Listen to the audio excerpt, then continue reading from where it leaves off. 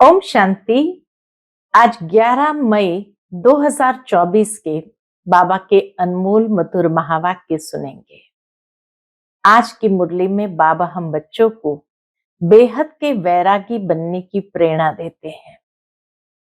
कैसे बनेंगे? तो बाबा कहे, स्मृति में ये बात रखो कि ये दुनिया अभी होपलेस है, अब ये कब्रिस्तान बनना है, तो बेहद के वैरागी बनना आसान हो जाएगा और खुदाई खिदमतगार बनना सहज होगा।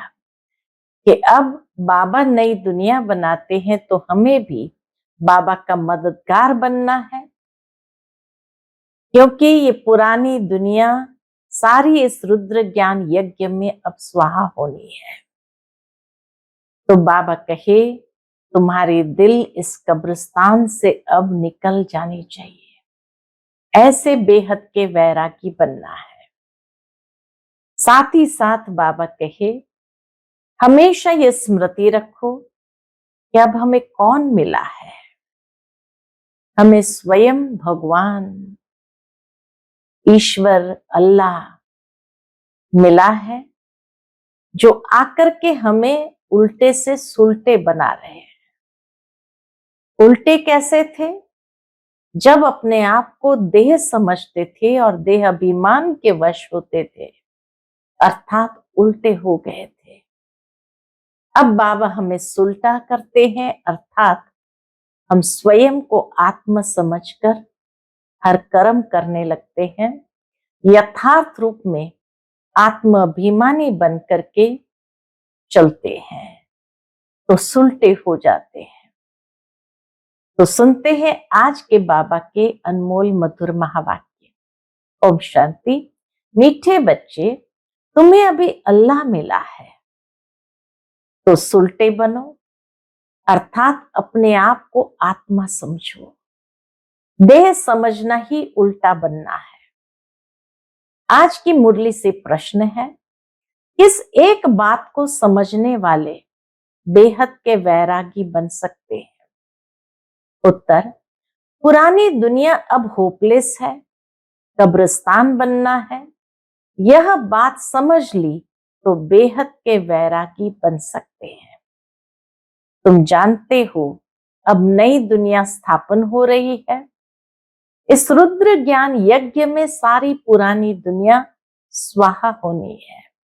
यही एक बात तुम्हें बेहद का वैरागी बना देगी।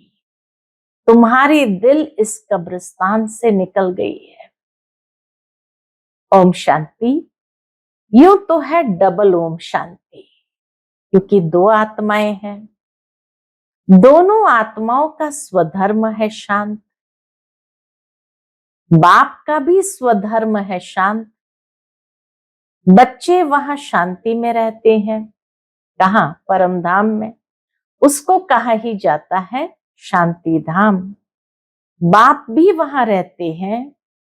बाप तो सदैव पावन है।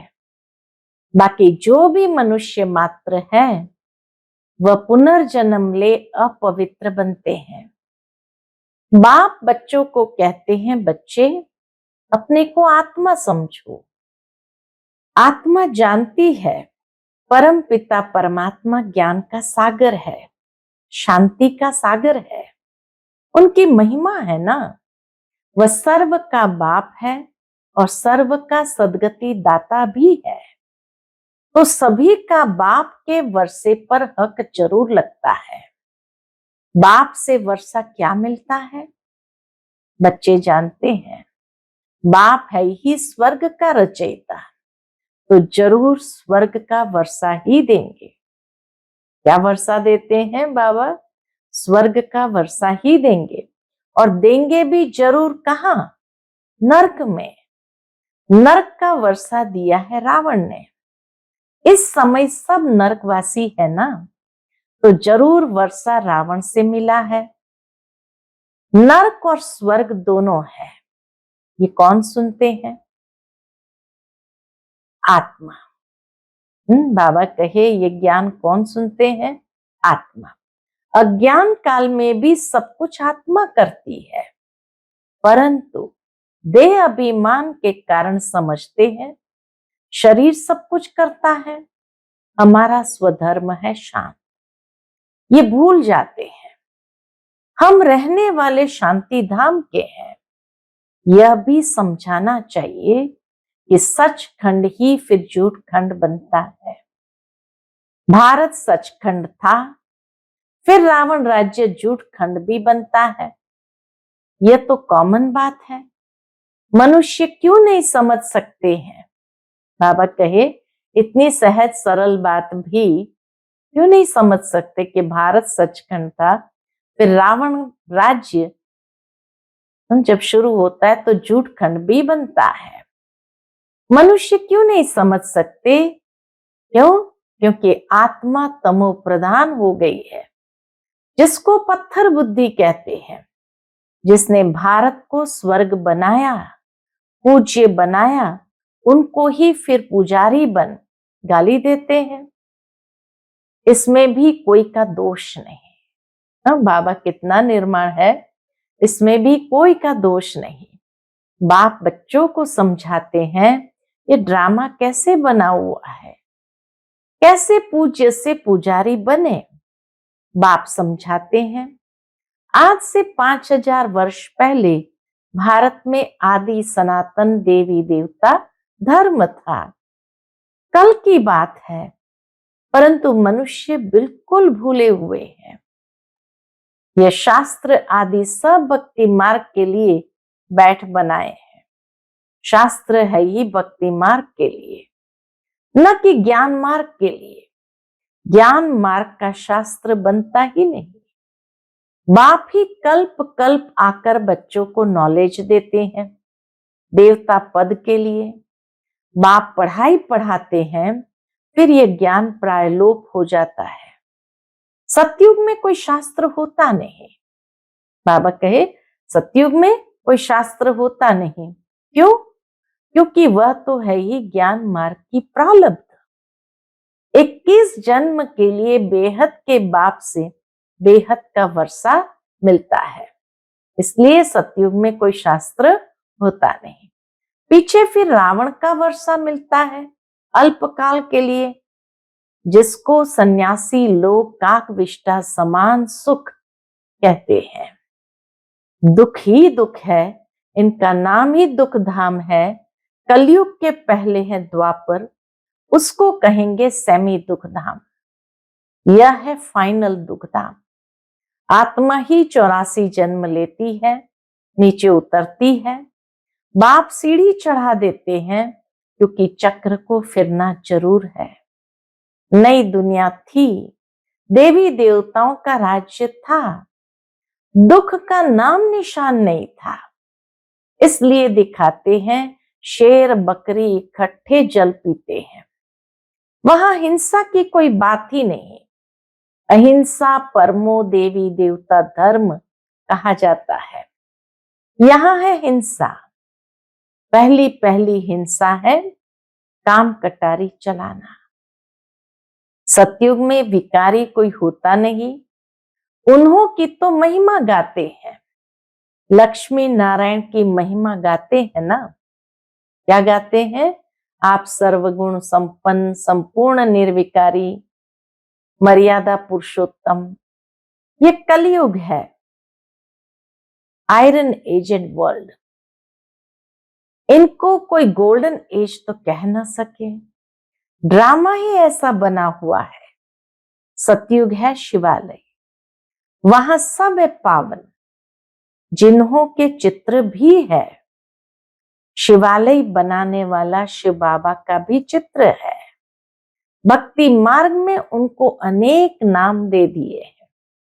इतने मंदिर, हर मंदिर के कर्तव्यवाचक नाम है। वास्तव में नाम है एक। बाप को अपना शरीर तो है नहीं।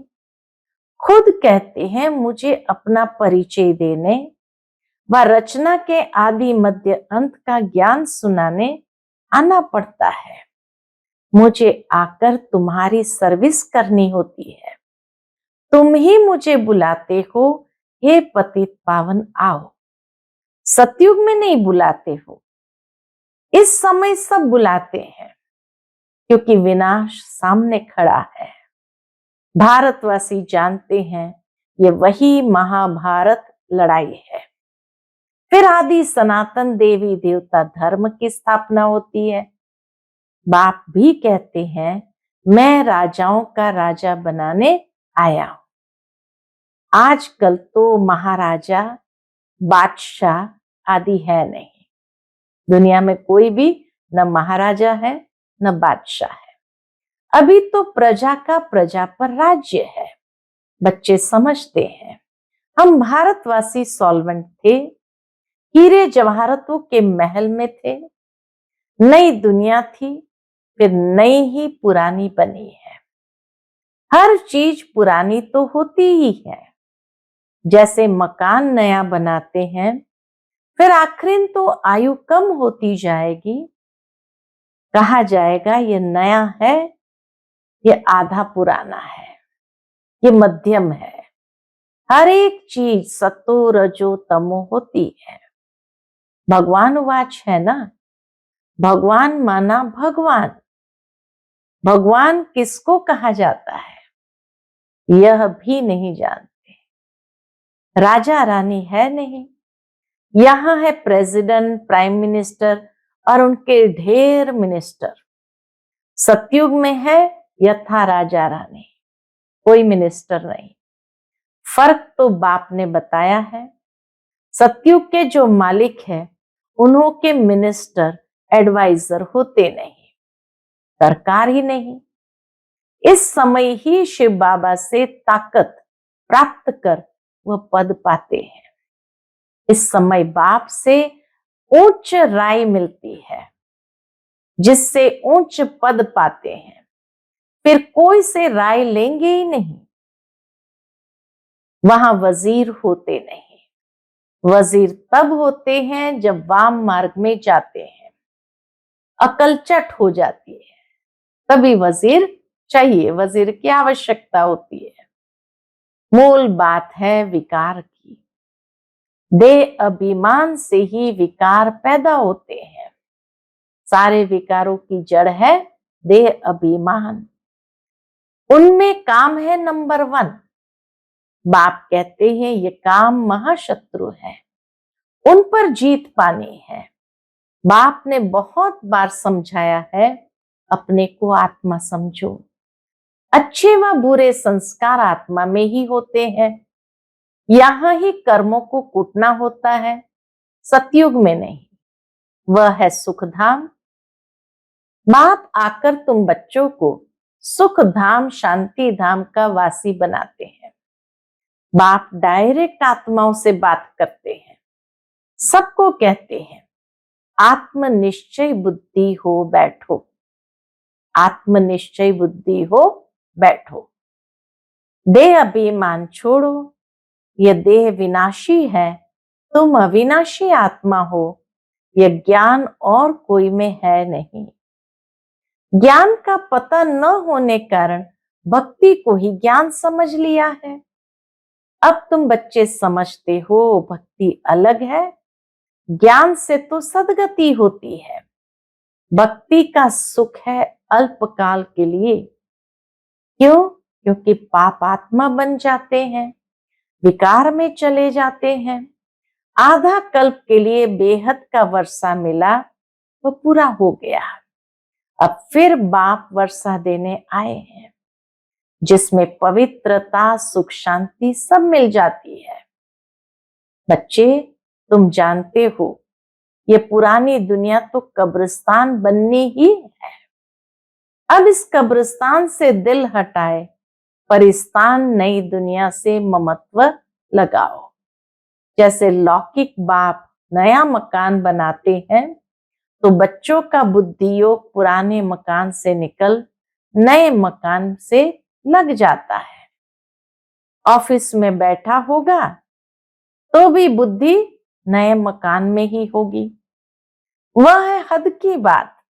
बेहद का बाप तो नई दुनिया स्वर्ग रच रहे हैं। कहते हैं अब पुरानी दुनिया से संबंध तोड़ एक मुझ बाप से जोड़ो। तुम्हारे लिए नई दुनिया स्वर्ग स्थापन करने आया हूं। अब ये सारी पुरानी दुनिया इस रुद्र ज्ञान यज्ञ में स्वाहा होनी है। ये सारा झाड़ तमो प्रधान जड़ीभूत हो गया है, अब फिर नया बनता है। तो बाप समझाते हैं, यह है नई दुनिया की बातें। बाबा सारी नई दुनिया की बातें सुनाते हैं। जैसे मनुष्य बीमारी में भी होपलेस हो जाते हैं ना, समझते हैं इनका बचना मुश्किल है, वैसे दुनिया भी अब होपलेस है, कब्रिस्तान बनना है, फिर इनको याद क्यों करना चाहिए? यह है बेहद का सन्यास। वह हठ योगी सन्यासी सिर्फ घर बार छोड़ जाते हैं, तुम पुरानी दुनिया का ही सन्यास करते हो। पुरानी दुनिया से नई दुनिया हो जाती है। बाप कहते हैं हम तो कौन है? बाप कहते हैं हम तो ओबीडियंट सर्वेंट हूं, मैं बच्चों की सर्विस में आया हूं, मुझे बुलाया है। बाबा हम पतित बन गए हैं, अब पतित दुनिया और पतित शरीर में आओ। निमंत्रण देखो कैसे देते हैं। बाबा कहते निमंत्रण देखो कैसा देते हैं। पतित बनाने वाला रावण है, जिसको जलाते रहते हैं, ये बहुत कड़ा दुश्मन है।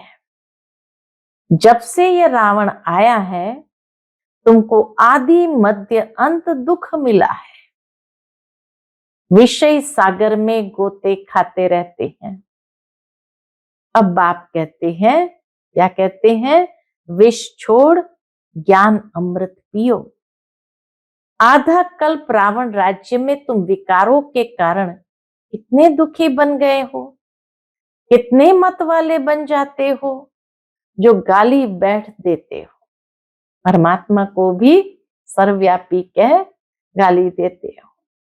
गाली भी इतनी देते हो, कमाल करते हो, जो तुमको पावन विश्व का मालिक बनाते हैं, उनको सबसे जास्ती गाली देते हो।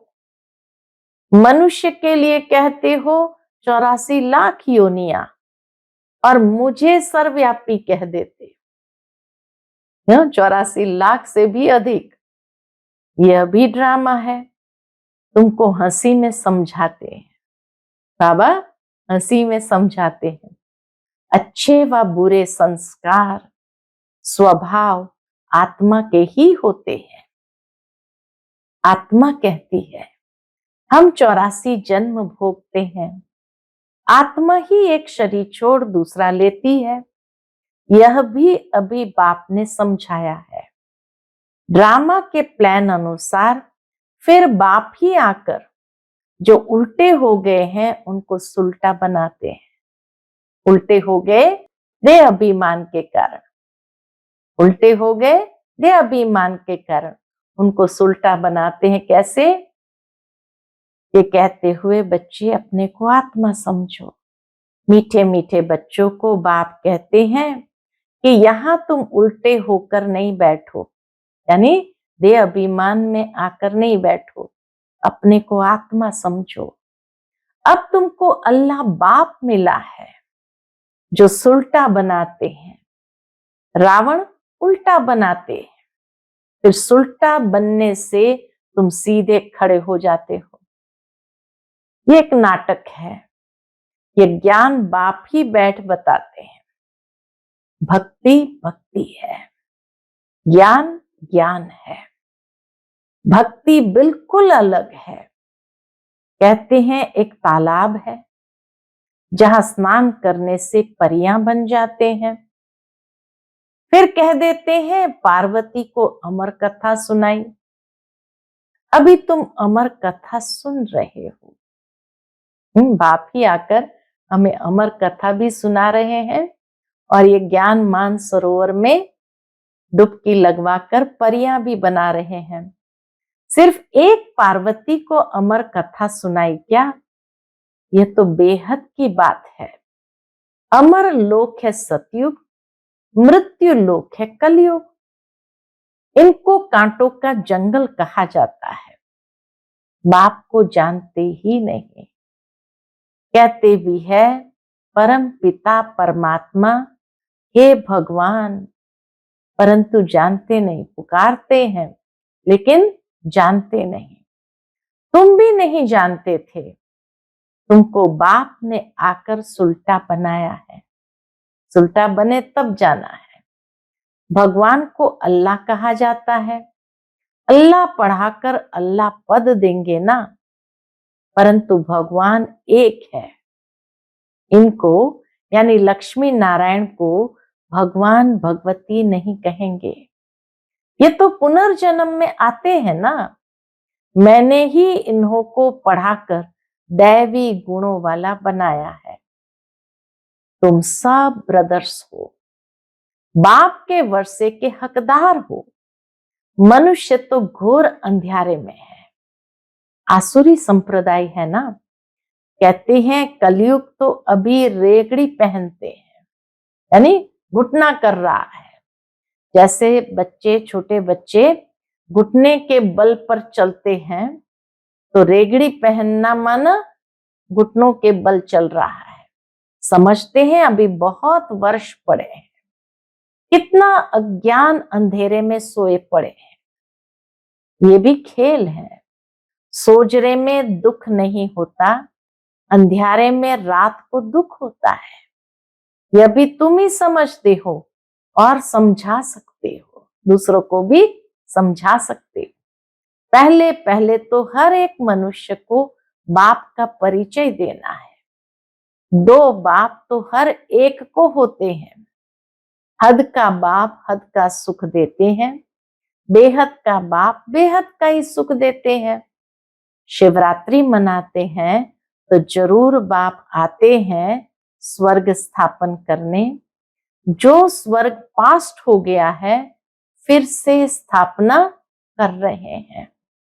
अभी है तमो प्रधान दुनिया नरक। ड्रामा प्लान अनुसार जब एक्यूरेट समय होता है तब ही फिर मैं आकर अपना पार्ट बजाता हूं। मैं तो हूं निराकार। बाबा कहे मैं तो हूं निराकार, मुझे मुख तो जरूर चाहिए। बैल का मुख थोड़ी होगा। मैं मुख इनका लेता हूं। इनका ब्रह्मा बाबा का, जो बहुत जन्म के अंत के जन्म में वानप्रस्थ अवस्था में है, इनमें प्रवेश करता हूं।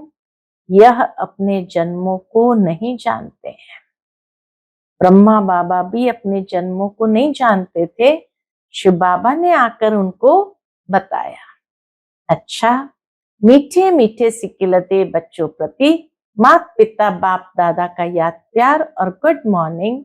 रूहानी बाप की रूहानी बच्चों को नमस्ते। हम सभी रूहानी बच्चों की रूहानी माता पिता बाप दादा को याद प्यार, गुड मॉर्निंग और नमस्ते। नमस्ते। शुक्रिया बाबा, शुक्रिया। आज की मुरली से धारणा के लिए मुख्य सार है। पहली पॉइंट, जैसे बाप डायरेक्ट आत्माओं से बात करते हैं, ऐसे स्वयं को आत्मनिश्चय करना है। इस कब्रिस्तान से ममत्व निकाल देना है। ऐसे संस्कार धारण करने हैं जो कभी कर्म कूटने न पड़े। ऐसे संस्कार धारण करने हैं जो कभी कर्म कूटने न पड़े। दूसरी पॉइंट, जैसे बाप ड्रामा पर अटल होने कारण किसी को भी दोष नहीं देते हैं। गाली देने वाले अपकारियों पर भी उपकार करते, ऐसे बाप समान बनना है। इस ड्रामा में किसी का दोष नहीं, ये एक्यूरेट बना हुआ है। आज का बाप दादा का मधुर वरदान हम बच्चों के प्रति है। हर कदम में वरदाता से वरदान प्राप्त कर मेहनत से मुक्त रहने वाले अधिकारी आत्मा भव। हर कदम में वरदाता से वरदान प्राप्त कर मेहनत से मुक्त रहने वाले अधिकारी आत्मा भव। जो है ही वरदाता के बच्चे, उन्हों को हर कदम में वरदाता से वरदान स्वतः मिलते हैं। वरदान ही उनकी पालना है। वरदानों की पालना से ही पलते हैं। बिना मेहनत के इतनी श्रेष्ठ प्राप्तियां होना, इसे ही वरदान कहा जाता है। तो जन्म जन्म प्राप्ति के अधिकारी बन गए। हर कदम में वरदाता का वरदान मिल रहा है और सदा ही मिलता रहेगा।